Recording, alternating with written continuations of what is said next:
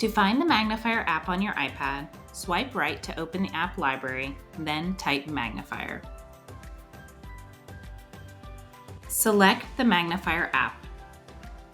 Double tap on the screen to close the image controls.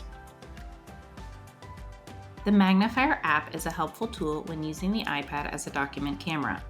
When mirroring the iPad to a screen or panel, manipulatives and documents can be displayed when placed onto the Belkin stage.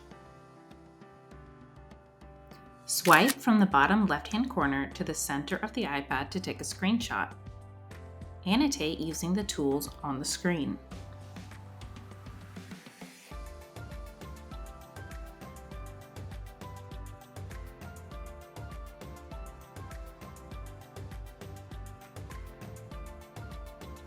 Return to the Magnifier app by clicking on the trash can and deleting your image.